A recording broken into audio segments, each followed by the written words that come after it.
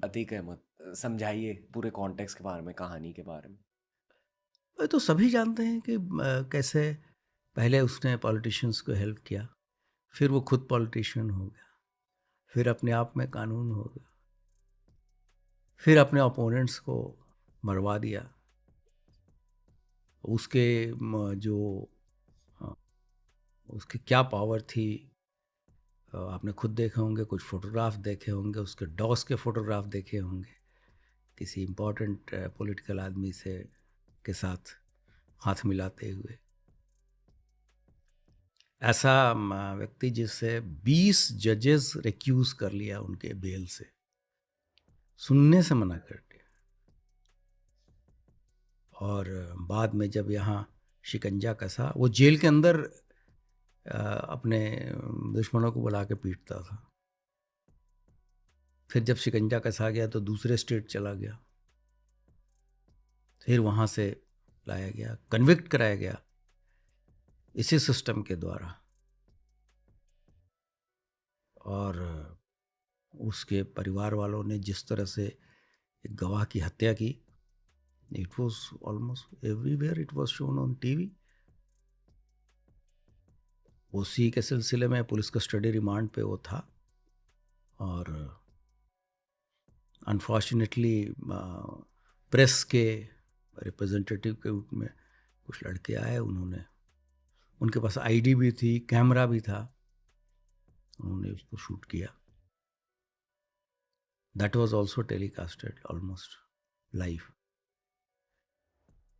लेकिन जो पुलिस बल था उसने काफ़ी बहादुरी और धैर्य का परिचय देते हुए उसको पकड़ा, वेपन भी रिकवर किया। तो अभी भी लड़के हैं, जेल में हैं, उनको पुलिस ने चार्जशीट किया है, ट्रायल पे केस है, चीज़ें चल रही हैं। उसके बजाबते पूरे प्रकरण की जुडिशियल इंक्वायरी भी हुई।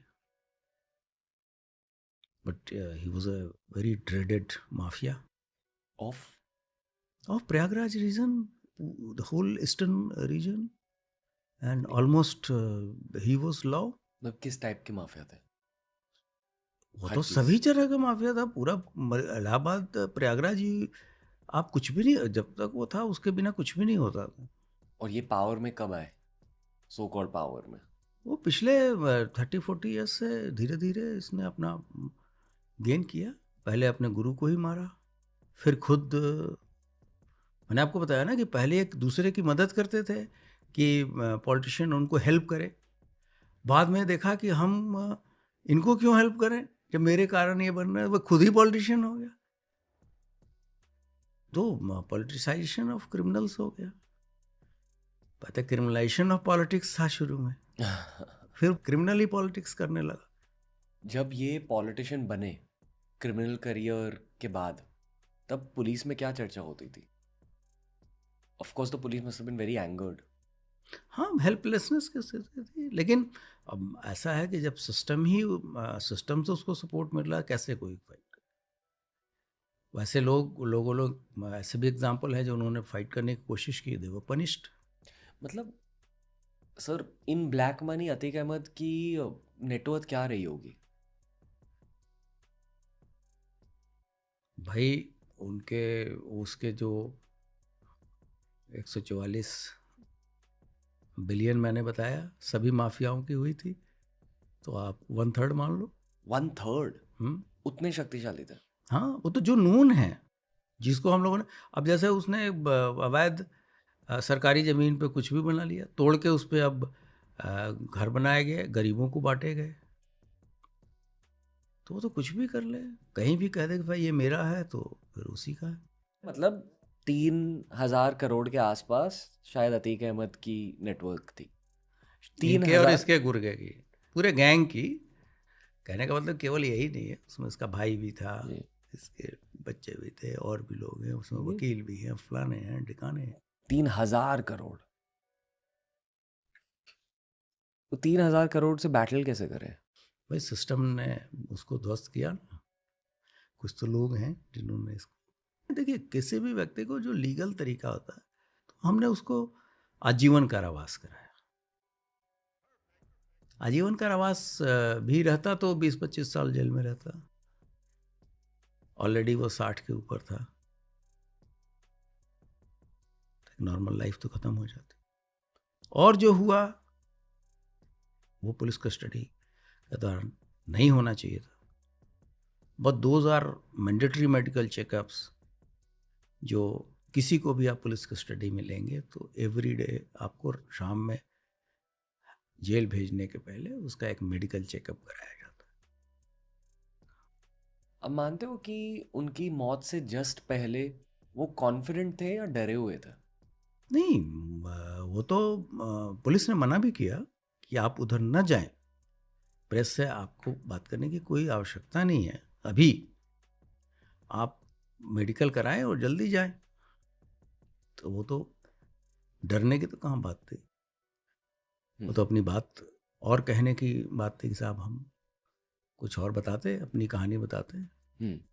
जिन्होंने गोली मारी उनकी वजह क्या थी? कि साहब वो फेमस बनना चाहते हैं, जैसे कि इस तरह की चीज़ों से होगा ना साहब, अब ये हमने इसके साथ ऐसा किया, इस तरह का कार्य करना, उसकी भी कुछ डिस्टॉर्टेड मेंटालिटी हो सकती है। मुख्तार अंसारी, हाँ, उनके बारे में क्या शेयर करना चाहोगे सर? यूपी में ना एक पूर्वांचल है जी। तो उसका एक सबसे बड़ा माफिया जो 40 साल तक 35 साल तक एक छत्र राज, और कुछ ऐसे जिले थे जहाँ पर कोई भी टेंडर, कोई भी ठेका, कोई भी पट्टा बिना उसके नहीं। जेल में भी पौंड खुदवा के मछली मार के खाता था। उसने एक विधायक की जेल में रहते हुए हत्या की, जिसपे 500 राउंड्स AK-47 से फायर हुए थे। किस चीज का बदला ले रहे थे?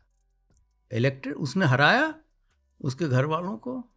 एक ड्यूली फॉट इलेक्शन में कोई विधायक कैसे चुना जाता है? और मजे की बात यह है कि उसमें एग्जेम्प्ट हो गया।